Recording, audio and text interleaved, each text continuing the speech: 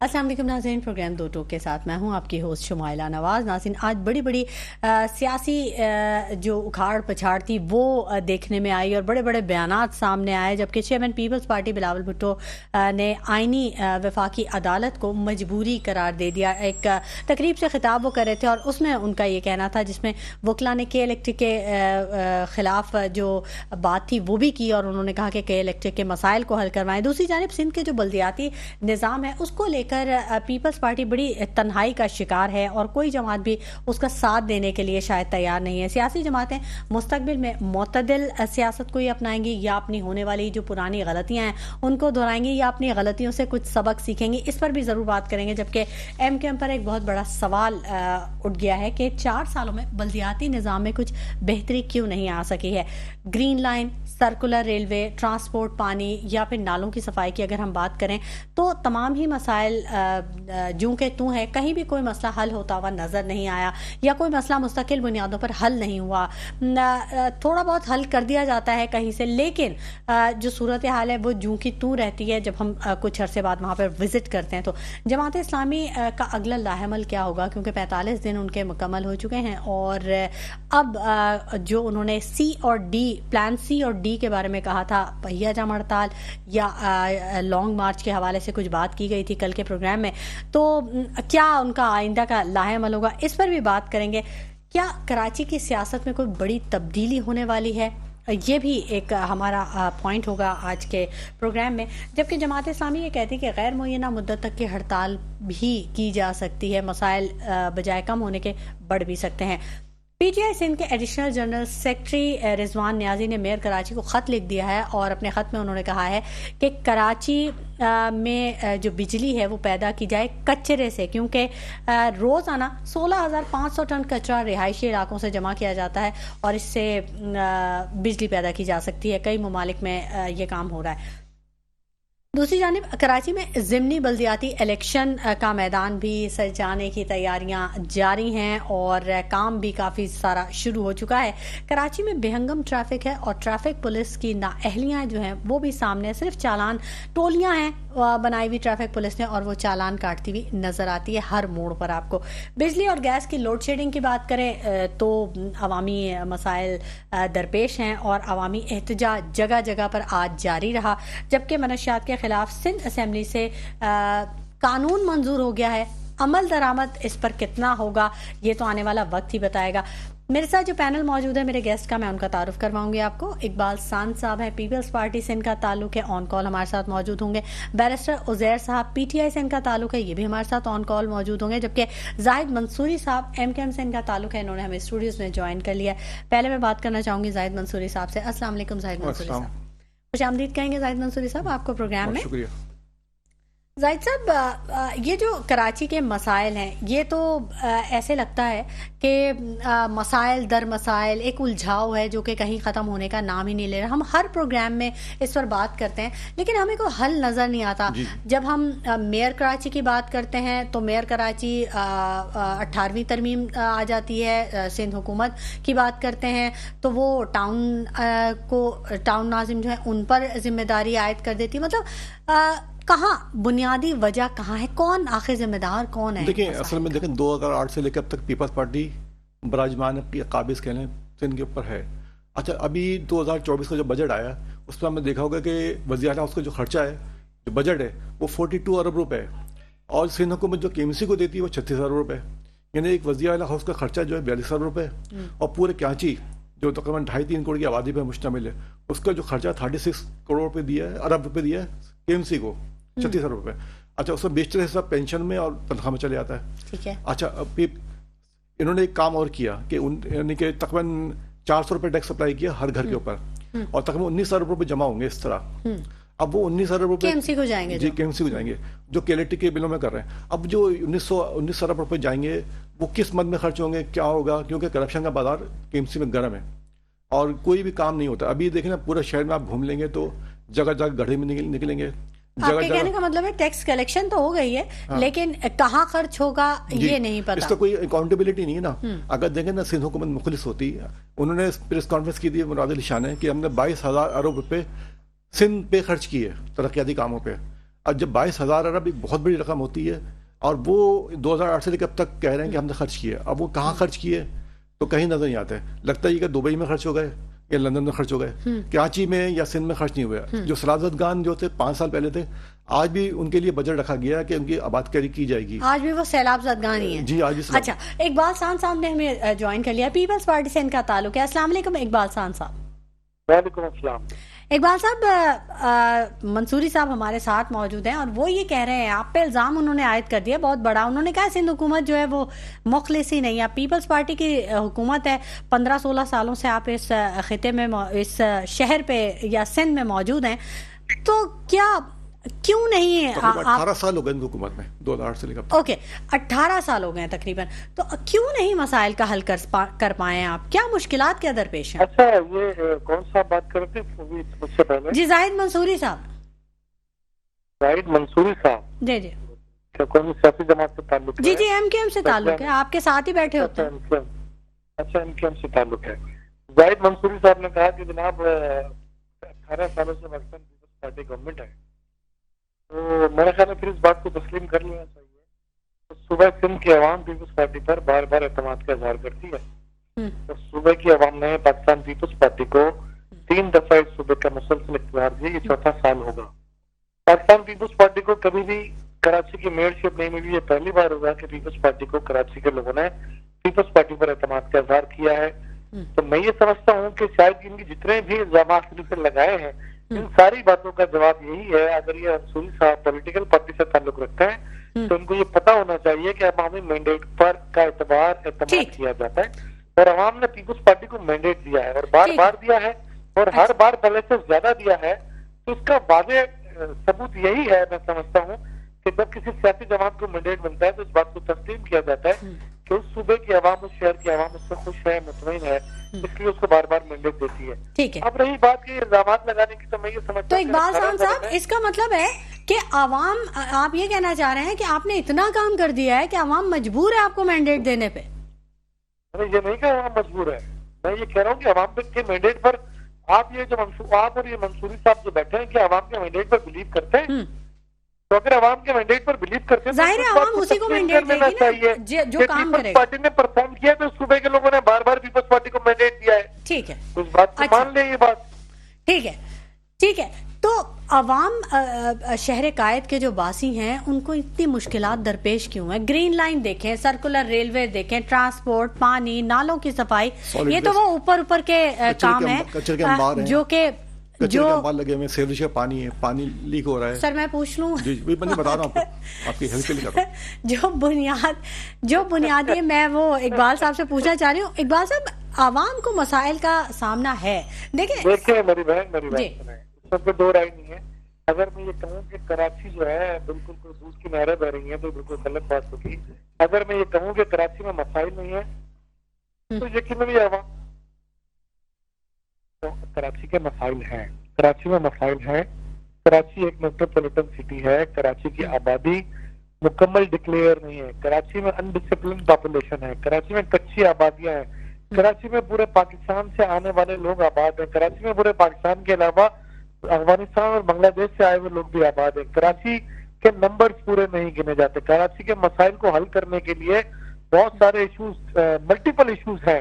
अगर मैं ये कहूँ कि कराची जो है वो बिल्कुल बहुत जो है कोई पेरिस या लंदन की तरह है, तो भाई ये मैं कभी भी देखिए आपके मेयर कराची आपकी पार्टी से बिलोंग करते हैं। देखिए उसका हरगिज ये मतलब नहीं है कि कराची के मसाइल हल नहीं हुए। पिछले 2-3-4 सालों से कराची में जो भी बारिशों के हवाले से स्पेल आए हैं, आपने देखा कि कराची में सिंध गवर्नमेंट की पूरी मशीनरी, और पिछले 2 सालों से मेयर कराची भी बहुत एक्टिव नजर आए, और कराची में कभी भी बारिश का पानी चंद घंटों के अलावा नजर नहीं आया बहुत सारी जगहों पे।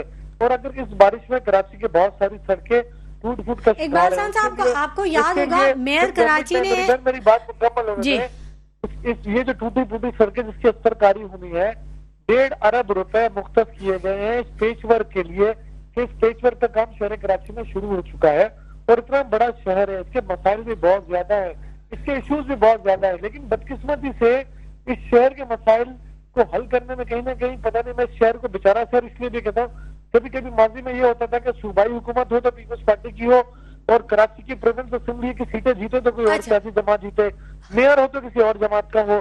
इसी तरह इस बार भी ऐसे ही हुआ है 2023-24 के इलेक्शन देखिए में। एक बात आप साहब देखें कि मैं अगर आपसे पूछना जो चाह रही हूँ, आप प्लीज थोड़ा सा मुझे बताइएगा कि मेयर कराची आपकी ही पार्टी से बिलोंग करते हैं, बैरिस्टर मुर्तज़ा वहाब साहब। उन्होंने कुछ अर्सा पहले जब वो नए मेयर बने थे तो उन्होंने कहा था कि कराची के बहुत ज़्यादा मसाइल हैं और सबसे बड़ा मसला इसका ये भी है कराची सबको पालता है। डेली 10,000 तक लोग जो हैं वो कराची के हुदूद में आते हैं अपना रोज़गार तलाश करने के लिए, जो बड़ी बड़ी बसेस आती हैं दूसरे सूबों से, ये उनके अल्फाज थे। अब हम उस पे चेक लगाएंगे, हम उनकी ये देखेंगे कि उनको काउंट करेंगे और वहाँ पे कोई चेक पोस्ट टाइप इस तरह का बनाएंगे ताकि हमें पता चल सके कि कौन कहाँ से आ रहा है, उसको हम नज़र में रखेंगे ताकि जराइम की जो शरह है उस पर भी कंट्रोल किया जा सके।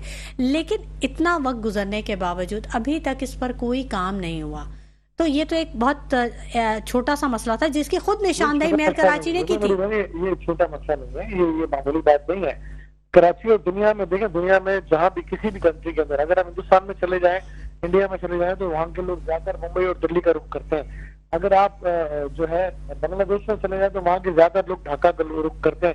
अगर आप अमेरिका में चले जाएं तो लोग न्यूयॉर्क का रुख करते हैं। अगर आप मेरी तो बात, ये सारी बात को समझने की जरूरत है। बिल्कुल इसी तरह शहर कराची पाकिस्तान का सबसे बड़ा शहर है जहाँ पे रोजगार के बहुत सारे मौके हैं और इसमें कोई दो राय नहीं है। मैंने कहा कि पूरे पाकिस्तान से लोग यहाँ आते हैं, पाकिस्तान के अलावा गैर मुल्की लोग भी शहर में आबाद हैं, तो ये शहर सबको पालते हैं, इसमें कोई दो राय नहीं है। जरूर मुर्तजा वहाब साहब ने कहा था कि हम बाहर से आने वाले लोगों को पर नजर रखेंगे। उसकी वजह ये थी कि शहर में क्राइम की शरह में जब इजाफा हो रहा था तो उसमें 70% जो रेशियो आ रहा था वो आउट ऑफ सिटी से आने वाले लोग, यानी कि सूबे से बाहर के आने वाले लोगों का ज्यादा अंदेशा और ज्यादा निशानदेही नजर आ रही थी। उस पॉइंट ऑफ व्यू से उन्होंने ये बात की थी। लेकिन इस शहर में आप किसी पूरे पाकिस्तान से आने वाले लोग जो रोजगार के लिए आते हैं, चाहे वो खैबर पख्तूनख्वा से आते हैं पख्तून भाई आते हों, बलूचिस्तान से अपने बलोच से पख्तून भाई आते हों, पंजाब से हमारे पंजाबी सराइकी भाई आते हो, तो कोई भी आता हो इस शहर के लिए, रोजगार के लिए आता है, तो ये शहर सबको पालता है। तो लेकिन जो मुल्क के दूसरे हिस्सों से लोग इस शहर में आते हैं उनसे भी हमारी रिक्वेस्ट, हम गुजारिश करते हैं खुदा के लिए इस शहर में आए, रोजगार के लिए आए। ये पाकिस्तान का सबसे बड़ा शहर है, ये सबको रोजगार फराहम करता है। तो लेकिन इस शहर की फलाह और बहबूद के लिए, इस शहर के मसाइल के हल के लिए इस शहर की हुकूमत से, इस सूबे की हुकूमत से ताउन भी किया करें। सर वैसे क्या बात है, क्यों नहीं सिंध हुकूमत का कंट्रोल है, ना वो बस अड्डे खत्म करवा सकी, ना वो कोई चेक लगा सकी, क्या वजह है? देखिए इसमें तो देखिए, अगर ये कहूँगा, आपने कहा बस अड्डे बहुत सारी जगहों से शहर के सेंटर से खत्म किए जा चुके हैं और जो चंद एक रह गए उन पर भी कार्रवाई होनी है। अगर हम पाकिस्तान से के किसी भी सूबे से आने वाले शख्स के ऊपर, अगर आप जिस तरह आपने ये कहा कि वो मजदूरी करने के लिए आए और उस पर टैक्स लगाए, तो मेरे ख्याल है मजदूर पे तो नहीं, जो अगर हाँ वाकई कोई कारोबार अपना मैनेज करने में, मेंटेन करने में शहर में कामयाब हुआ है तो जरूर उस पर टैक्स लगना चाहिए। हुकूमत सिंध उस पर टैक्स लगाए, लोकल गवर्नमेंट भी उस पर टैक्स लगा सकती है और फिर FBI टैक्स लगाने के लिए टैक्स आखिरी हल हो गया है अब हर मसले का। कराची जो है कराची जो है इकोनॉमिक हब है पूरे पाकिस्तान का, पूरे पाकिस्तान को पाल रहा है, ठीक है, सिंध को भी पाल रहा है। 99% जो रेवेन्यू सिंध हुकूमत का है वो कराची देता है और 65% से 70% जो है वफाक को देता है। लेकिन अब देखें ना, जो सिर्फ हमारे लियाकताबाद का जो रेवेन्यू है वो लाहौर से ज्यादा है। लेकिन अब लियाकताबाद की सूरत देख लेंगे, अभी वहाँ की जो रिपोर्ट आई है इंटरनेशनल रिपोर्ट कि जो लियाकताबाद का जो पानी है वो जानवर तक पीने के लिए मना है, यानी ये हालत है। उसमें ना आर्सेनिक के ज़रात पाए गए, प्लस ये कि उसमें जो है वो मुख्तलिफ जो है ना किलोए का जरासीम आता है वो पाया गया, मुख्तलिफ किस्म जरासीम पाए गए, यानी उन्होंने कहा कि बिल्कुल पीने के लिए। अब देखें ना, ये वाटर बोर्ड किसके अंडर में, अपना KMC किसके अंडर में, सिंध हुकूमत किसके अंडर में, और ये जो फंड्स अगर ये पूरा देखें, पूरा लियाकताबाद एक बहुत बड़ी आबादी है, तकरीबन 8-10 लाख की आबादी वहाँ पर है। लेकिन वहाँ के लोगों के साथ क्या सलूक हो रहा है कि उनको कोई सहूलत नहीं मिली। ये तो खाली एक इलाका है लियाकताबाद, इसके अलावा मुख्तलिफ आप चले औरंगी टाउन चले आए, कोरंगी चले आए, लांडी चले आए, जो हमारे मजाफाती सब्रम है या जो स्कर्ट्स के एरिया है, वो सारे के सारे बड़े यानी कि मुश्किलात में का शिकार है। शायद दुनिया में सबसे ज्यादा कच्ची आबादी कराची में ही है। कराची में नहीं, कच्ची आबादी कम है, गोट ज्यादा हो गए हैं। अच्छा। पहले गोट जो है ना कम होते थे, यानी कि टोटल पहले गोट भी तकरीबन 2008 से पहले जो था 150 आबादी थी कच्ची आबादी। अब जो है ना, जो अभी जो सर्वे वो उसके 850 ज्यादा कच्ची आबादी से हो गई है गोल्ड आबादी स्कीमों के तहत फार्म 7 कहलाता है, उसके तहत जमीन अलाउड होती है वहाँ का। अच्छा, मसला पता है क्या है, लोग आकर रहते हैं लेकिन जो है ना बिजली के बिल देते हैं, ना पानी के बिल देते हैं, ना गैस के बिल देते हैं। उन सब के जो बिल है ना वो कराची के मुकामी लोग देते हैं। अब हमारे लोग ही सब पे कर रहे होते हैं। मतलब जो अच्छा काम कर रहा है, जो बिल पे कर रहा है, जो टैक्स दे रहा है, उस पर मजीद बोझ डाल के उसको मजीद जी अब देखें ना, ये 400 रुपए का जो बम गिराया है एक शहरी के ऊपर, वो इलेक्ट्रिक ऐसे बाम है बिल, और उसके अलावा 400 रुपए लगते हैं। 40 लाख मीटर है पूरे कराची में। अब 40 लाख लगा ले मीटर, 400 रुपए के हिसाब से तकरीबन 19 अरब रुपए बनते हैं साल के। अब देखें ना, ये कराची वाले इसी टैक्स से परेशान है, बिजली के बिल देकर, गैस के बिल देकर, पानी के बिल देकर, और प्लस एक नया टैक्स आ गया। और उन्हें पता है कि हमारी जो गली में कचरा है वो नहीं उठेगा, हमारी गली में सीवरेज का पानी वो साफ नहीं होगा, हमें पानी नहीं मिलेगा। कई इलाके कराची में ऐसे हैं जो महीने 2 महीने बाद पानी आता है उनके पास। हब डैम बिल्कुल एडजेसेंट है, लेकिन हब डैम तो पूरा भर गया, बारिश हो गई, सब कुछ हो गया, इसके बावजूद बल्दिया टाउन, ऑर्गेट town, north Karachi, new Karachi. अच्छा, वैसे बारिश होती तो डूब जाता है जी, लेकिन पानी नहीं मिलता। इत्तेहाद टाउन भी डूबा था, कराची को नहीं मिलता। सादी टाउन डूब गया था, थड्डो डैम जो वो गया था, तो सारा पानी यहाँ पे सब इलाके सारे डूब जाते हैं, लेकिन पानी नहीं मिलता।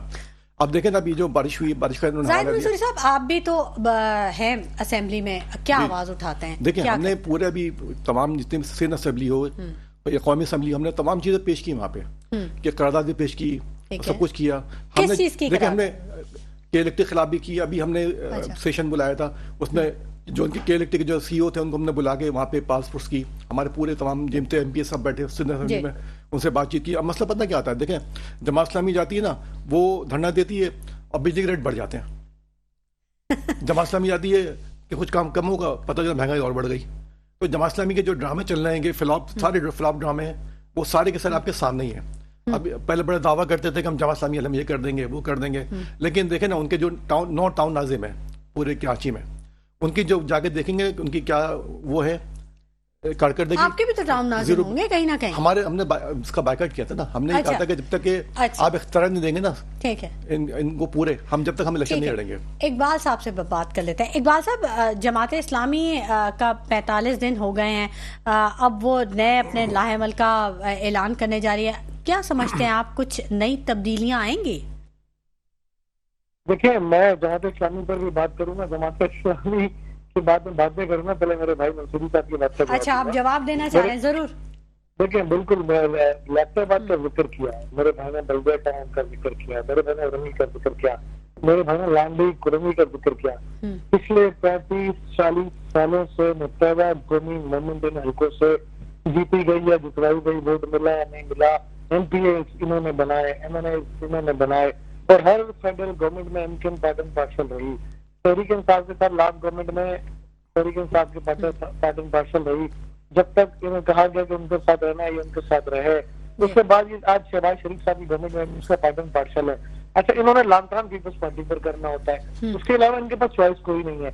अगर इनसे ये पूछें कि इन इलाकों में MPs MNS या पीपल्स पार्टी के बनते रहे, तो इनके पास जवाब नहीं, वो कभी भी नहीं बने इन इलाकों से पाकिस्तान पीपल्स पार्टी के।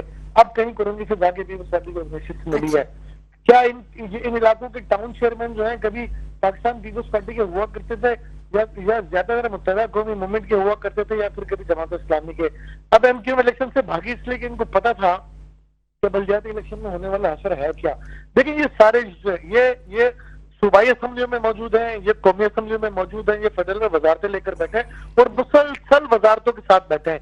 तो मेरा ये सवाल नहीं बनता कि फेडरल में जब प्राइम मिनिस्टर के साथ आप बैठे हो, तो कराची के लिए क्या आप खान साहब के साथ फंड लेकर आए थे, या उससे पहले आप मियां साहब के साथ बैठे थे, कितना फंड लेकर आ गए कराची के लिए, या अभी शहबाज शरीफ साहब के साथ बैठे कितना फंड लेकर आ गए कराची के लिए। अच्छा। अब इन्होंने पीपल्स पार्टी को टारगेट इसलिए करना होता है कि शहर में, सूबे में इनका सियासी एतबार से इनके जमात इस्लामी का अगर किसी से मुकाबला होता है तो पाकिस्तान पीपल्स पार्टी से होता है। इनको पीपल्स पार्टी के ऊपर लानतान करने के इनके पास चॉइस नहीं है। रही बात जमात इस्लामी की, जमात इस्लामी कहती है हल सिर्फ जमात इस्लामी। अब अगर हल सिर्फ जमात इस्लामी होती तो जमात इस्लामी के पास सूबाई असेंबली में भरपूर नशिस्तें होती शहर कराची से, जमात इस्लामी के पास कौमी असेंबली में भरपूर नशिस्तें होती शहर कराची से। अब जमात इस्लामी को क्योंकि रखा एहतजाज के लिए जाता है और उनका काम ही एहतजाज करना है, तो वो करेंगे। जमात इस्लामी जब भी कोई सड़क अप्रूव्ड हो जाए, कोई अंडरपास, कोई ओवरहेड ब्रिज अप्रूव्ड हो जाए, तो वहाँ पे बैनर लगाना शुरू कर देते हैं। लेकिन इकबाल साहब, अभी जो एहतजाज हुआ, इकबाल साहब अभी जो एहतजाज हुआ, बनाया जाए, ये सड़क टूटी फूटी है जबकि वो अप्रूव हो चुकी है, उसकी सड़क की तामीर की जाए। जब ये देखते हैं ना इकबाल साहब, एहतजाज में भी तो पैसे खर्च होते हैं। कराची का 400 अरब का नुकसान हो गया, 50 अरब का मुल्क का नुकसान हो गया। इस्लामी से कोई पूछे ना ये पैसा आता कहाँ से, या मुझसे क्यों पूछ रही हैं? ये तो जमात इस्लामी बताएगी कि ये पैसा क्या आजमान फलस्तीन के फंड के नाम पर आता है, ये पैसा सैलाब जदगान वाला होता है, ये पैसा कुछ जलजले वाला होता है, ये पैसा ज़कात वाला होता है। ये होता कौन सा पैसा है जो आप एहतजाज पर खर्च करते हैं? या जमात इस्लामी बताएगी वो कौन सा तरीका है जिससे करोड़ों रुपए का एहतजाज कर जाते हैं? तो ये वजाहत तो जमात इस्लामी ने देनी है, मैंने तो ही देनी नहीं। इकबाल साहब, इकबाल साहब, मैं आपसे ये पूछना चाह रही हूँ, मैं आपसे ये पूछना चाह रही हूँ कि जमात इस्लामी एहतजाज करिए, फिर कराची का नुकसान होगा, फिर मुल्क का नुकसान होगा। 400 अरब का पहले नुकसान हुआ, 50 अरब का पहले नुकसान हुआ, तो अब फिर क्यों इन चीज़ों पे गौर नहीं किया जाता? क्यों इस एहतजाज का माहौल बनना शुरू हो जाता है? क्यों मसाइल हल नहीं किए जाते? बातचीत क्यों नहीं की जाती? मतलब आपकी गवर्नमेंट है सिंध में, आप एटलीस्ट सिंध के लोगों के लिए या कराची के लोगों के जो मसाइल हैं उनको तो आप हल कर सकते हैं ना। वो तो आपके इख्तियार में, 8वीं तरमीम तो आपके पास है ना। कराची के सारे मसाइल हल हो गए। अगर मैं ये कहूंगा कि कराची के सारे मसाइल हल हो गए तो ये ज्यादती है। अगर मैं ये करूंगा कि खुदा ना खास्ता कराची को जंगल की शक्ल इख्तियार कर गया है तो ये भी झूठ है। तो कराची के मसाइल अपनी जगह मौजूद हैं। लेकिन अगर ये कहें कि पीपल्स पार्टी गवर्नमेंट या पीपल्स पार्टी ने लांडी कोरंगी जैसे इलाकों में, डिस्ट्रिक्ट सेंट्रल जैसे इलाके में, जब पीपल्स पार्टी के पास कभी एक निश्चित सुनाई हुई थी, अरबों रुपए के तरक्याती काम करे, उस पर ये क्यों बात नहीं करते? कोरंगी के इलाके में पीपल्स पार्टी ने बेजा सड़कें बनाई, ओवरहेड ब्रिजेस दिए। गुलिस्तान जौहर में अभी एक अंडरपास और ओवरहेड ब्रिज बनाए, एक और अंडरपास अप्रूव्ड हो गया है। रेड लाइन मंसूबा का काम जारी है। बिल्कुल इसमें कोई सर, गुलिस्तान जौहर के अंडरपास का मैं विजिट करके आई हूँ और वहाँ सूरत हाल इतनी खराब है। अच्छा हुआ कि आपने उसका जिक्र कर दिया और मुझे याद आ गया, दोनों अतराफ पे तो वो जो काम है वो मुकम्मल ही नहीं हुए। और जो साइड की जो रोड बनाई हुई है, जो पेवर जो लगाए गए हैं सारे ब्लॉक्स, वो सब उखड़ रहे हैं। बुरा हाल है वहाँ पे। और ट्रैफिक कहाँ की बात करिए जी, मैं गुलिस्तान जौहर की बात कर रही हूँ, जिसके जो अंडरपास की आप बात करें, नो डाउट आपने वो बनाया, लेकिन ये अभी 2 दिन पहले की बात है। मैं खास तौर पे विजिट ही करके आई हूँ और अच्छा हुआ कि आपने उसका जिक्र कर दिया। देखें सर जी, काम एक तो मुकम्मल हो, अधूरा काम वो ज्यादा तकलीफ दे हो जाता है। दूसरे तरक्याती काम बहुत लॉन्ग हो रहे हैं। जी आप कह रही है गुलिस्तान जौहर के अंडरपास का काम मुकम्मल नहीं है? जी, उसकी दोनों साइड प्रॉब्लम में आई हुई है। इतना मिट्टी का ढेर है, सामान बिखरा हुआ है, चीजें उखड़ी हुई हैं। भेजिए अपने कैमरामैन को, मैं गुलिस्तान जौहर में मौजूद हूँ। कहाँ ढेर है? मैं तो 1 घंटे पहले भी गुजर कर आया हूँ वहाँ से। अच्छा, चलें ठीक है। आपकी नजर नहीं पड़ी, ठीक है। जौहर टाउन तो नहीं है, लाहौर वाला? नहीं सर, मैं यहाँ गुलिस्तान जौहर की बात करी। ठीक है, अच्छा, क्या बोलना है? जो इन्होंने बात की ना मैंडेट की, तो मैं इनको ऑन रिकॉर्ड चीजें बता रहा हूँ कि हमारी एमक्यूएम ने 2015 में जो वोट लिए थे ना, वो लिए थे 15,70,000 वोट लिए थे, ठीक है, पूरे कराची से। उस वक्त जो थे 209 यूनियन काउंसिलें थी। अच्छा, उसके बाद जो उसमें इजाफा 2000 ये जो नेक्स्ट आखिरी इलेक्शन हुए मुर्तजा वहाँ वाले, तो उस वक्त 246 हो गई। उस वक्त पूरी तीनों पार्टी ने मिलकर जो है ना, पीपल्स पार्टी, जमात इस्लामी, तमाम, जब एमक्यू ने बाइकाट किया था तो वोटिंग स्लो बहुत स्लो रही। तो तकरीबन से 4 लाख वोट मिले हैं पीपल्स पार्टी को और तकरीबन 3,90,000 मिले हैं वोट जमात इस्लामी को। ये ऑन रिकॉर्ड है। अच्छा। इसको आप चेक भी कर सकती हैं, ये भी चेक कर सकते हैं बाल भाई भी। तो हमारा ये था कि जो मैंडेट था ना, ये सबको पता है कि ये मैंडेट जो है ना किस तरीके से हासिल किया गया, और ये सबको पता है कि किस तरीके से SHO की निगरानी में रिजल्ट चेंज किया गया, सारा कुछ ये ऑन रिकॉर्ड है। तो खैर ये अलग बात है। उसके अलावा दूसरी बात ये बात कर रहे हैं ना कि जो मुस्तफा कमाल भाई हमारे मेयर गुजरे, वसीम अख्तर भाई थे, फिर इससे पहले फारूक सत्तार भाई थे। तो जो डेवलपमेंट हुई, जो फ्लाईओवर बने, जो अंडर पासिस बने, यानी कि तकरीबन नहीं, वसीम अख्तर साहब के दौर में नहीं बना कुछ। मैं बता पूरी बात कंप्लीट कर लूँ जी। फिर मैं तो अब जो हमारे 3 मेयर गुजरे ना, 2 मेयर जमात इस्लामी गुजरे और तीसरे मेयर ये मुर्तजा वहाब पीपल्स पार्टी का है। इससे पहले ये एडमिनिस्ट्रेटर 2 साल तक एडमिनिस्ट्रेटर रहे। तो हमारे 3 MQ के वजीर मेयर गुजरे हैं, यानी 88 साल तक। तो जो डेवलपमेंट वर्क, जो काम MQ में दौर में हुआ ना, जो उन्होंने काम उन किए, जो कराची को जो बनाया, इनके अलावा किसी ने नहीं बनाया। यानी कि अगर जमात इस्लामी के दोनों मेयर ले लें तो उन्होंने कोई काम नहीं किया। इसके अलावा अब जो मुर्तज़ा साहब आए, अब इनको तकरीबन 2 साल एडमिनिस्ट्रेटर रहे और 2 साल इनको तकरीबन इस पे काम पे हो गए। लेकिन जैसे अभी कह रहे हैं ना कि अभी अगर हम पूरा एक शहर का विजिट कर ले ना, तो मेरे ख्याल में अगर जब हम यहाँ से निकलेंगे वहां तक जाएंगे ना, तो हमारे जो पथरी होगी ना गुरुद्वारों में, वो सब निकल जाएगी। तो ये सूरत हाल है। एमक्यू के दौर में जो तकरीबन 9 फ्लाईओवर बने, सही है, और तकरीबन 8 के करीब अंडर पासिस बने, और जो हमने सिंगल सिंगल फ्री कॉरिडोर बनाया, काम मुस्तफा कमाल साहब के दौर में हुए हैं, बिल्कुल डॉक्टर फारूक सत्तार के दौर में भी हुए, नेमतुल्लाह साहब के दौर में भी बड़े काम हुए, लेकिन वसीम अख्तर साहब के दौर में काम नहीं। सॉरी टू से, अच्छा मैं बिल्कुल आपकी बात सुनेंगे। शहर कायद के बासी नाज़रीन मुख्तलिफ मसाइल का शिकार है और इसी इंतजार में है कि कब ये मसाइल हल होंगे, और इसका बोझ उठाते उठाते अब ऐसा लग रहा है कि उनका सब्र का पैमाना जो है वो लबरेज हो गया, क्योंकि मुख्तलिफ जगहों पर एहतजाज का सिलसिला जारी है। इस पर भी बात करेंगे और गुफ्तगू का सिलसिला जारी रहेगा, लेकिन वक्त हो गया एक ब्रेक का, हमारे साथ रहिएगा। वेलकम बैक नाज़रीन, गुफ्तगू के सिलसिले को हम आगे बढ़ाएंगे और बात कर रहे हैं हम कराची के मसाइल के, शहर कायद के बासियों की तकालीफ की बात कर रहे हैं। कम से कम बात तो हम कर रहे हैं, बहुत सी जगहों पे तो बात भी नहीं की जाती। मंसूरी साहब हमारे साथ मौजूद हैं। जाहिद मंसूरी साहब, आप ब्रेक पर जाने से पहले कुछ कहना चाह रहे थे, फरमाइए। जी, मैं ये कह रहा था कि देखें, जो अगर जब तक हम बल्दियाती निज़ाम को एम्पावर नहीं करेंगे, उनको फंड प्रोवाइड नहीं करेंगे, तो कुछ डिलीवर नहीं कर सकेंगे। मुस्तफा कमाल भाई के दौर में फंड से उन्होंने पूरा डिलीवर किया, फारूक भाई के दौर में फंड से डिलीवर किया, लेकिन अब देखें ना, पीपल्स पार्टी की हुकूमत है, अब 1.5 अरब रुपए उन्होंने कहा हम देंगे, 1.5 अरब रुपए जो कारपेटिंग के लिए देंगे, रोड की जो मुख्तलिफ जगह से टूट फूट का शिकार है। अब जो टैक्स कलेक्शन होगा 19 अरब रुपए होगा, यानी कि जो लोगों से 400 रुपए जो कैसा टैक्स वसूल कर रहे हैं ना, तो कम से कम ये 1.5 अरब रुपए कहाँ और कहाँ 19 अरब रुपए, कम से कम इनको थोड़ा ख्याल तो करना चाहिए था। जब 19 अरब रुपए शहरी से बटोर रहे हैं या जो उनसे पता ले रहा है ये लोग केएमसी वाले, तो कम से कम इसको तो सही यूटिलाइज करें। अगर 1.5 अरब जो कराची की जो रोड है वो 1.5 अरब तो एक यूसी में खर्च हो जाएगा तो पता नहीं चलेगा, क्योंकि सीवरेज कितने प्रॉब्लम है, पानी के कितने मसाइल हैं, और फिर कचरे कितने अंबार हैं। अभी आज ही जो है ना, वो अपने चीफ सेक्रेटरी ने सिंध सॉलिड वेस्ट मैनेजमेंट के जो डायरेक्टर थे साउथ के, उनको मुअत्तल किया, सिर्फ इस वजह से कि ना पूरा साउथ इस जो है ना इंतहाई उसका शिकार है। तो इसका मतलब है काम तो हो रहा है ना, जब अगर किसी की कारकर्दगी सिंध हुकूमत ने नहीं किया, चीफ सेक्रेटरी ने किया, सिंध हुकूमत ने नहीं किया, तो मकसद चीफ सेक्रेटरी सिंध हुकूमत का नहीं होता, नहीं, वो तो एक ब्यूरोक्रेसी का एक बंदा है ना। अच्छा, ब्यूरोक्रेसी के नुमाइंदे, उन्होंने एक खबर देखी। अच्छा, चलिए ठीक है, जरूर इस पर भी बात करेंगे। बैरिस्टर उज़ैर गौरी साहब ने हमें ज्वाइन कर लिया है, पीटीआई से इनका ताल्लुक है। अस्सलाम वालेकुम बैरिस्टर उज़ैर साहब। जी वालेकुम अस्सलाम जनाब। आपको खुश आमदीद कहेंगे बैरिस्टर साहब अपने प्रोग्राम में। बात हम कर रहे हैं शहर कायद के मसाइल और यहाँ के जो बासियों को तकलीफ है उस हवाले से कि जहां नजर उठाओ कोई ना कोई मसला है। अब 3 जगहों पे, आज 3 जगहों पे एहतजाज हुआ है। बिजली नहीं आ रही थी, कई दिनों से बंद थी, बिजली कटी हुई थी, गैस नहीं आ रही थी और पानी नहीं था।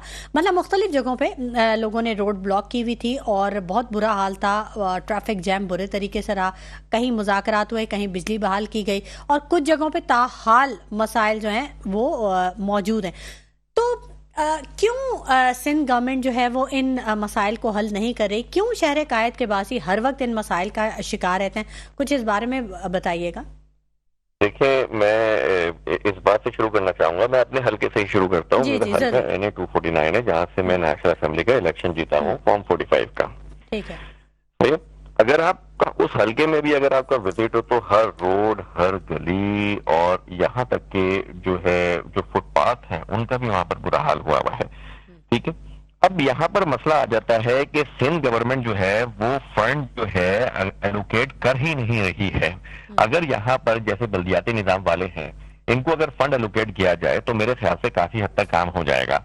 बिजली की जहां तक बात यह है कि बिजली पे वो आपको पता होगा, मैं जमात इस्लामी जो है उन्होंने वहां पर बैठ के धरना वगैरह भी किया था। ठीक है। तो प्रॉपर तरीके से अगर फंड एलोकेट होना शुरू होगा तो ये मसला हल हो जाएगा। ये आपको याद होगा कि डुअल सिग्नेटरी का जो एक दफा एक इशू उठाया था 2013 में, उसके बाद से वो डुअल सिग्नेटरी आ गए। अब नाउ चीफ सेक्रेटरी और जो फाइनेंस है, जो कि हमारे CM है, जो फाइनेंस मिनिस्ट्री देख रहे हैं इस टाइम पे, तो वो डुअल सिग्नेटरी की वजह से ज्यादा मसला शुरू हुआ और मेयर के पास जो ताकत है वो खत्म हो गई। अब तो खैर मेयर भी इनका ही है। तो मेरे हिसाब से अगर ये फंड प्रॉपर रिलीज करें और जो नीचे लेवल के जो लोग हैं, अगर उनको जो है अगर उनके हाथ में निजाम दिया जाए, उनको फंड दिया जाए, तो मेरे हिसाब से काफी हद तक काम हो जाएगा। अच्छा, अब जब तक ये काम नहीं होता, अब तो ज़िमनी बल्दियाती इलेक्शन का मैदान भी सजने जा रहा है, तो उस वक्त तक ये मसाइल जूं तू रहेंगे, ऐसे ही चलता रहेगा जैसा चल रहा है? देखिए, आप ये मसाइल तो आप अगर हमारा पाकिस्तान बनने से उठा लें तो ये तब से वाले मसाइल आपको नजर आ जाएंगे। कुछ बेहतरी हुई थी 2000 के जमाने के अंदर, 2000 की दहाई में कराची में कुछ ज्यादा बेहतरी आ गई थी, लेकिन उस 1999 के आप आगे अगर बात करें, 97 से आगे बात करें तो कुछ बेहतरी आ गई थी। लेकिन ये मसले तो शुरू से ही चलते आ रहे हैं। यहाँ पर करप्शन का जो है वो बुखार मचाया हुआ है। ये जो सीटों पे आने के बाद जो है ये करप्शन शुरू कर देते हैं। जो जायज जीते हुए लोग हैं वो असेंबलियों से आजकल बाहर हैं। साहब, आप कैसी बात कर रहे हैं? यहाँ तो लोग छुट्टियां गुजारने आते थे, यहाँ का तो मौसम इतना अच्छा था, यहाँ तो सफाई का इतना बेहतरीन निजाम था, ट्राम चलती थी यहाँ पर, मतलब इसकी तो खूबसूरती की मिसाल दी जाती थी। और 60s में तो ये कहा जा रहा था कि 80s में कराची दुनिया का सबसे बेहतरीन शहर होगा, सबसे तरक्की याफ्ता शहर होगा। ये 60s में प्रेडिक्शंस की गई थी। आप कैसी बात कर रहे हैं कि इतना बुरा हाल था? आपने अगर एक चीज नोट करें, ठीक है, पूरी दुनिया के अंदर जो मेट्रोपॉलिटन सिटीज होते हैं ना, उधर अमूमन हमेशा रश होता है, लोग बहुत ज्यादा तादाद में वहां पर रहते हैं। लेकिन जो वहां के जो आम जो शहरी हैं, जो वहां पर पैदा हुए हैं, जो वहां के बॉर्न हैं, उनके राइट्स कुछ अलग किस्म के होते हैं। हमारे कराची के अंदर सबसे बड़ा मसला ये हुआ है कि यहाँ पर पोर्शन माफिया ने पूरे कराची को टेकअप कर लिया है। आप देखें, अगर लियाकताबाद की मैं बात करूं, जहां का मैं वो हूं, लियाकताबाद की मैं बात करूं, नाजमाबाद की मैं बात करूं, मैं अजीजाबाद की बात करूं, अगर मैं और यहाँ पर पीछे की तरफ अगर थोड़ा सा और आ जाऊं, सेंट्रल को हटा के अगर मैं इनफैक्ट पीसीएचएस की तरफ भी जाना शुरू कर दूं, गुलशन की तरफ जाना शुरू कर दूं, ये जितने भी पोर्शन माफिया यहाँ पर चल रहा है, जो बिल्डर माफिया चल रहा है, ये 120 गज के मकान के ऊपर 6 जो है वहां पर पोर्शन खींच देते हैं। अब आप मुझे एक बात बताइए कि 120 गज के मकान जिसका सिर्फ ग्राउंड +1 उस पर होना चाहिए है, वहां पर अगर आप 8-8, 9-9 फैमिलीज को वहां पर अकोमोडेट करेंगे, बाहर से अगर लोग आ रहे हैं, आके रह रहे हैं, they are most welcome. Karachi में डाइवर्सिफाइड कल्चर है, मोस्ट वेलकम, आके रहें। लेकिन ये सिर्फ जो इसका एक्सपेंशन हो रहा है वो वर्टिकल हो रहा है, हॉरिजॉन्टल एक्सपेंशन कराची का हो ही नहीं रहा है। उसी वजह से अगर एक घर के अंदर जहां पर 4 अफराद रहते थे वहां पर 40 रहेंगे तो ये मसले तो होंगे। अब इस मसले को भी ये टेक ओवर नहीं कर रहे हैं। आप देख लें, यहाँ पर जो है हमारा SBCA देख लें, ये अपना ये करप्शन में लग गया है। आप और इदारे देख लें, ये सारे के सारे जो है ना करप्शन में अगर लगे पड़े हुए हैं, तो ये हमारे कराची की बेहतरी कहाँ से होगी? अच्छा, PTI सिंध के जो additional general secretary Rizwan Niazi साहब ने मेयर कराची को ख़त लिखा है और उन्होंने कहा है कि हमें अब ये चाहिए, उन्होंने तजवीज़ दी है कि कचरा बहुत ज़्यादा होता है कराची में, रोज़ाना 16,500 टन तकरीबन कचरा जो है वो रिहायशी इलाकों से जमा किया जाता है, तो उससे बिजली बनाने की उन्होंने तजवीज़ दी है। तो आप समझते हैं कि ये काबिल अमल है ये तजवीज़? देखें, ये बात जो है बहुत पहले जो है, आपको अगर याद हो तो ये मुस्तफा कमाल साहब जो है उन्होंने भी ये वाली बात बोली थी। अब हमारे जो रिजवान भाई हैं उन्होंने भी ये वाली बात बोली है। बिल्कुल ऐसा हो सकता है। चाइना ने तो बल्कि ये भी पेशकश की थी कि हर घर से 100 रुपए का बिल जो है वो तय कर लो, मैं बिजली आप लोगों को फराम कर देता हूँ। ये वाले ऑप्शन एक्सरसाइज क्यों नहीं किए जा रहे हैं? ये सिर्फ इसी वजह से जो नहीं किए जा रहे क्योंकि चोरों के हाथ में हुकूमत दे दी है। भाई अगर ईमानदारों के हाथ में हुकूमत देंगे तो सही तरीके से हर चीज की एलोकेशन वहां पर शुरू हो जाएगी। लेकिन तो जिन पॉइंट्स पे आप अभी जो पॉइंट्स आप रेज कर रहे हैं, अगर ये पॉइंट्स असेंबली में कभी नहीं रेज हुए, आपने कभी नहीं इस बारे में आवाज उठाई? मैं एक बात बताऊं, मैं इलेक्शन, देखें मैं तो एक बैरिस्टर हूँ और हमारा काम जो होता है, हम वहां पर एनए के इलेक्शन में लड़े, हम एनए के इलेक्शन जीत भी गए फॉर्म 45 से, आज भी हम बाहर बैठे हुए हैं, आज भी बाहर बैठे हुए हैं। हमारी तो यह ख्वाहिश थी कि हम जाएंगे, हम जाके असेंबलियों में जाके इस चीजों पर आवाज उठाएंगे ताकि हमारी आवाज फ्रंट पे आए, क्योंकि मैं तो इन्हीं गलियों की पैदावार हूँ ना, मैं कोई लॉर्ड तो हूँ नहीं, मैं तो इन्हीं गलियों की पैदावार हूँ। इन्हीं गलियों से मैं बढ़कर आज जो है अल्लाह ताला ने वो थोड़ा सा एहसान किया कि एक इलेक्शन लड़ गए, इलेक्शन जीत भी गए, जीतने के बाद भी बाहर बैठे हुए। अगर इस मुल्क का निजाम सही हो, मैरिट को अगर प्रमोट किया जाए और ये करप्शन माफिया को खत्म किया जाए, आप यकीन करें ये सिर्फ सालों की बात है कि आप देखेंगे कि हम जो है ना एक डेवलप कंट्री पे आके खड़े हो जाएंगे। अच्छा, यानी आप यूं कहते हैं कि यहाँ के जो मुकामी लोग हैं अगर उनको इदारों में रखा जाए, उनको मेरिट पे रखा जाए। मेरा सबसे पहला स्टांस था लोकल पुलिसिंग का। मैं तो सबसे पहले लोकल पुलिसिंग चाहता हूँ। तो यहाँ की जो पुलिस है वो तो लोकल पुलिसिंग भी यहाँ पर नहीं है। अच्छा, और आप देख लें आप, अच्छा MKM और PTI इस नुक्ते पे एक है। सबसे पहले MKM लोकल पुलिसिंग का, ये अपना मुस्तफा कमाल भाई ने अपना पुलिस बनाई भी थी, उस पर एतराज हुआ तो फिर सिटी वार्डन का दर्जा दे दिया गया था। अच्छा। तो लेकिन उनको काम नहीं करने दिया गया इस वजह से। ठीक। अच्छा, बैरिस्टर उज़ैर गौरी साहब, क्योंकि आप कानूनदान भी हैं और कानूनी माहिर भी हैं, बड़ी गहरी नज़र भी आपकी सियासत पे भी गहरी नज़र रखते हैं, एक चीज़ मैं पूछना चाह रही थी कि चेयरमैन पीपल्स पार्टी बिलावल भुट्टो साहब ने आज एक तकरीब से खिताब के दौरान कहा कि आईनी वफाकी अदालत जो है वो हमारी मजबूरी है या ज़रूरत है। तो कैसे उन्होंने ये, किस तनाजुर में ये बात कही? कुछ कानूनी पहलू अगर आप इसमें उजागर कर सकें तो। देखिए, इसका देखें, हमारी जो ये अमेंडमेंट लाने की कोशिश कर रहे हैं, और मुझे लग रहा है कि अगले हफ्ते जो है ना ये बाकायदा एक इजलास बुलाकर ये अमेंडमेंट को पेश भी करवाएंगे और कोशिश करेंगे इसको अप्रूव करवाने की, और साथ में ये जो सीटें जो हैं उसको भी एलोकेट करवाने की, उसी में ये कोशिश करेंगे कि वहां पर किसी तरीके से जो है ना ये अमेंडमेंट जो है ना, ये 26वीं अमेंडमेंट, इसको पास करवाएं। देखिए, कॉन्स्टिट्यूशनल कोड जो ये बना रहे हैं, अगर मैं अपने देखूं तो ये एक तरीके से पीटीआई को दफन करने वाली बात है। कॉन्स्टिट्यूशनल कोड देखिए, पूरी अगर देखें तो 35 कंट्रीज हैं इस टाइम पे जो ये कॉन्स्टिट्यूशनल कोड का प्लेटफॉर्म फॉलो कर रही हैं। वो 35 की 35 कंट्रीज जो है वो इंक्विजिटोरियल फॉर्म में होती हैं, वो एडवर्सरियल नहीं है। हमारी जो बेसिकली जो कानूनी निजाम है वो कॉमन लॉ के ऊपर आता है, एडवर्सरियल सिस्टम है, जहां पर दोनों पार्टीज को सुन के किया जाता है। तो ये कॉन्स्टिट्यूशनल कोड कॉमन में नहीं पाया जाएगा। तो ये जो कोर्ट का कल्चर है, ये हमारे कानून के बेसिक से ही कोर्ट कंपल्सिटी के अंदर आ जाता है। किसी भी देखिए, इसका सोल्यूशन ये हो सकता था कि ये एक बेंच जो हमेशा से होता है, बेंच तश्कील करते जो आपके कॉन्स्टिट्यूशनल मैटर्स को डील करती। अब यहाँ पर एक कॉन्स्टिट्यूशनल कोड बना देना, सुप्रीम कोर्ट का जस्टिस बना देना, चीफ जस्टिस ऑफ पाकिस्तान को खत्म कर देना, ये तो एक तरीके से हमारे वकीलों की भी और अदलिया की भी ये एक हार है। तो वकला तहरीक भी इसी से रिलेट कर रही है? जी, वकला तहरीक भी इसी से रिलेट कर रही है, क्योंकि ये आर्टिकल 199 के अंदर जो चेंजेस लेके आ रहे हैं, जो ये चेंजेस जो इन्होंने जो फॉरवर्ड किए हैं, उसके हिसाब से तो वकील जो है वो भी आने वाले वक्त में प्रॉब्लम्स में आ जाएंगे। ठीक है, जाहिद मंसूरी साहब, इस नुक्ते पे कुछ कहना चाहेंगे? जी, मैं ये कहना चाह रहा था कि देखें, इस वक्त जो पाकिस्तान जो है ना माशी परेशानी में जकड़ा हुआ है। ठीक है। अभी इनको 4 साल में $100 अरब पे करने सूद की मद में, और सबसे बड़ा जो कर्जा है वो चाइना का कर्जा है, फिर IMF के, वर्ल्ड बैंक के, और हमारी जो अंदर की जो सूरत हाल है, हम इंस्टीट्यूशंस को लड़ाने की कोशिश की जा रही है।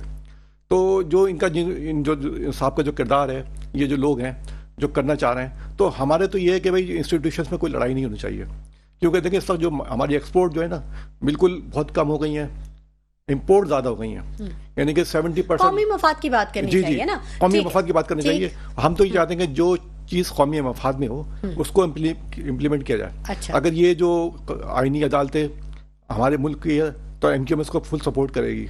अच्छा। कि भाई MQM का काम ये है कि भाई जो भी मुल्क की बेहतरी के लिए हम स्टेप उठा सकते हैं, मुल्क की सलामती के लिए, मुल्क की माशी जो बहाल करना है, उसके लिए जो भी हमसे हेल्प हो सके हम करेंगे। MQM ये है। तो अब मसला ये कि सर जो है ना तमाम पार्टी इस चीज़ से कतई नज़र सिर्फ अपनी सियासत चमकाने में लगी हुई है कि भाई मेरा सियासत चमक जाए, मुल्क की किसी को फिक्र नहीं है। MQM ये चाहती है कि मुल्क की फिक्र की जाए, जो उसकी जो इस वक्त जो अनस्टेबिलिटी है। नवाज शरीफ साहब तो ये कहते हैं हमने अपनी सियासत ही कुर्बान की है मुल्क के लिए। देखो उनका मोटिव है ना, हमारा जो MQM का जो नजरिया है, MQM जो वो है, MQM चाहती है कि जो माशी बदहाली का जो शिकार पाकिस्तान इस वक्त देखें ना, पूरा इस वक्त जो इकोनॉमी के बिल्कुल डिसबैलेंस है। हमारी कोई नई सनत लग नहीं रही, कोई नई इंडस्ट्री लग नहीं रही, अगर कोई लगाना भी चाहता है उसको इतनी परेशानी।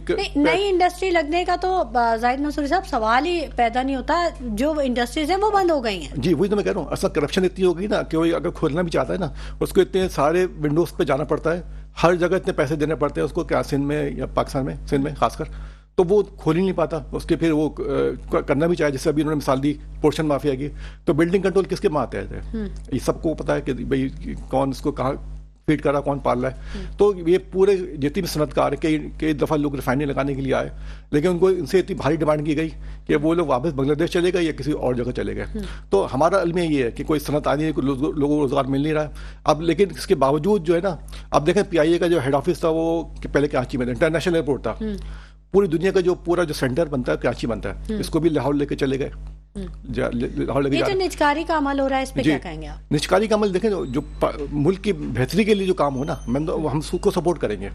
अगर मुल्क के लिए अच्छा, ये कैसे पता चलेगा कि मुल्क की बेहतरी के लिए तो देखें ना, हो रहा है? जैसे कुछ बीमार, जैसे स्टील मिल है, अब कई सालों से बंद पड़ा हुआ है, ठीक है, अब वो एक सारा सफेद हाथी है। माहिरीन तो ये कहते हैं कि उसकी जमीन पे नजर है, स्टील मिल पे तो कोई बात ही नहीं कर रहा। हाँ, जो सैकड़ों एकड़ जमीन है तो उस पे नजर है। देखें, स्टील मिल की निचकारी हो रही है, जमीन की निचकारी नहीं हो रही। हम तो स्टील मिल की जो स्टील मिल जमीन पे ही है ना मंसूरी साहब? नहीं, वो तो है, लेकिन स्टील मिल की हमारे सामने जो चीज आ रही है वो स्टील मिल निचकारी कर रही है। तो अब अगर प्राइवेट सेक्टर में स्टील मिल जाएगी तो प्राइवेट लोग चलाएंगे ना स्टील मिल को, यानी रोजगार दिया जाए। यानी गवर्नमेंट या गवर्नमेंट के इदारे इस काबिल नहीं है कि वो अपने इदारों को चला सके, बिल्कुल, तो वो निजकारी कर देते हैं। जी नहीं, एक चीज और भी होती है, जैसे जो इदारे जो बोझ बने हुए हैं हुकूमत के ऊपर, जिनको सब्सिडी दी जाती है, PIA है, अपना स्टील मिल है, वैसे हैरत की बात नहीं है कि वो इदारे या वो इदारा 2008 में जो कि प्रॉफिटेबल इदारा था, वो अचानक से इतना दगड़दू हालत में हो गया कि वो दिवालिया हो गया। करप्शन बेसिक है ना, करप्शन जो है वो उसी वजह से सारी हमारी दीवारें खोखली होती जा रही है ना। मुल्क की दीवारें खोखली जो कर रहा है, कौन कर रहा है? करप्शन ही माफिया कर रही है। अच्छा, आपको पता है करप्शन हो रही है, जो इकबाल सान साहब है उनको पता है करप्शन हो रही है, बैरिस्टर उजैर साहब को पता है करप्शन हो रही है, मुझे पता है, देखने वालों को पता है, इसके बावजूद करप्शन कंट्रोल नहीं हो रही। कौन कर रहा है ये भी नहीं पता। तो सबको पता है कि कौन करता है करप्शन।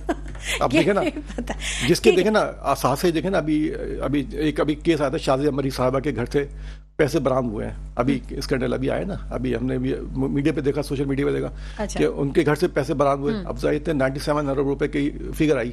अब तो हैरत अंगेज बात है कि उनके घर से इतने पैसे निकल रहे हैं। इसके अलावा कई लोग ऐसे थे।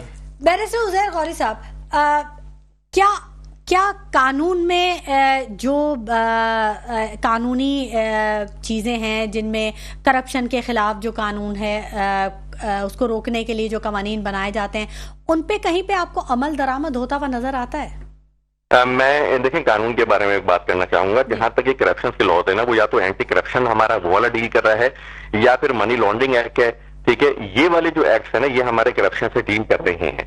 लेकिन अगर अब इसमें भी देखें तो हमेशा छोटी मछलियां पकड़ी जाती हैं, और जो बड़ी मछलियां होती है ना, वो आराम से इसमें निकल जाती हैं। या नैब का हमारा हो गया, नैब में भी आप देख लेंगे वो किस तरीके से अमेंडमेंट की जा रही है 50 करोड़ वाली। ये यहाँ पर कानून की देखिए, अगर मैं बात करूं जुडिशरी के हवाले से, अगर मैं बात करूं, केसेस चलते हैं, ट्रायल चलता है, फैसले होते हैं, लेकिन फैसले किस पे दिए जाते हैं? फैसले दिए जाते हैं जो कि एविडेंसेस कलेक्ट होते हैं, उसकी बुनियाद के ऊपर फैसले दिए जाते हैं।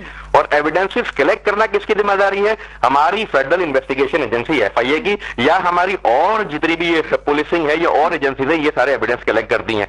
लेकिन ये किसके मातहत होती है? या आप भी जानते हैं और मैं भी जानता हूं ये किसके मातहत होती हैं। जाहिर सी बात है, जो लोग करप्शन कर रहे हैं, अगर उसके ही मातहत ये तमाम की तमाम एजेंसीज काम कर रही हैं, तो फिर कहां से पकड़ दखल होगी? तो मेरा तो स्टांस यही होता है शुरू से कि अगर हम किसी तरीके से एक ऐसी इंडिपेंडेंसी लेके आ जाएं तमाम इदारों के अंदर के हर इदारा इंडिपेंडेंट होकर अपना बेहतरीन तरीके से काम करे, तो मेरे हिसाब से करप्शन काफी हद तक खत्म हो जाएगी। तो इसीलिए शायद प्राइवेटाइज कर रहे हैं जाहिद मंसूरी साहब, इंडिपेंडेंट हो जाएंगे ना? नहीं, ये वजह नहीं है जो ये बात जो कर रहे हैं। अब वक्त मुख्तसर है, जल्दी से आप अपना। मैं ये कहना चाह रहा था कि जो करप्शन अगर रोकना है ना, तो ये ऊपर से लेकर नीचे तक करप्शन चल रही है।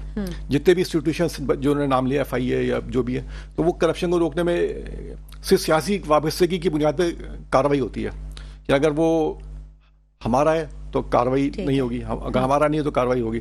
अब करप्शन को रोके, अब जैसे ना देखे ना, अयान अली का स्कैंडल आया कि मनी लॉन्ड्रिंग करते पकड़ी गई थी, फिर उनको रहा हो गई। तो इस तक कई केसेस ऐसे हैं, जैसे राव अंदर का नाम भी आया कि उनके जो उन्होंने भी बड़ी हद तक मनी लॉन्ड्रिंग की, उनके भी काफ़ी वहाँ पे प्रॉपर्टीज़ हैं। तो यानी कि पीपल्स पार्टी हो या मुस्लिम लीग हो, इनको देखना चाहिए कि भाई कौन कौन लोग शामिल हैं जो मनी लॉन्ड्रिंग कर रहे हैं और जो करप्शन कर रहे हैं। अब देखें ना, इन्होंने बादल शाह ने कहा 22,000 अरब रुपये खर्च किए, अब वो कहाँ खर्च किए अभी तक राज है। अभी इकबाल सान भाई ने भी कहा कि जो ये राज अफशा नहीं हो पा रहा। हाँ। बहुत शुक्रिया जाहिद मंसूरी साहब कि आप हमारे प्रोग्राम में तशरीफ लेके आए। बहुत शुक्रिया बैरिस्टर उजैर गौरी साहब कि आपने हमारे प्रोग्राम के लिए खुसूसी तौर पर वक्त निकाला। बहुत शुक्रिया इकबाल सान साहब कि आपने हमारे प्रोग्राम के लिए वक्त दिया। नाज़रीन, ना लंदन बनाए ना न्यूयॉर्क बनाए, बस कराची को साफ पानी, सेहत, तालीम और बिजली और गैस फराहम कर दें, यही कराची के शहरियों का मुतालबा है। और इसके आगे शायद वो कुछ ज़्यादा डिमांड भी नहीं करते। अमन अमान की थोड़ी सी सूरत हाल बेहतर हो जाए तो यहाँ के शहरी बड़ा खुश होंगे और बहुत अप्रिशिएट करेंगे इन सब चीज़ों को। सोचिएगा ज़रूर। इसी के साथ शुमाइला नवाज़ को इजाज़त दीजिए। अपना बहुत ख्याल रखिएगा। अल्लाह ने के बाद।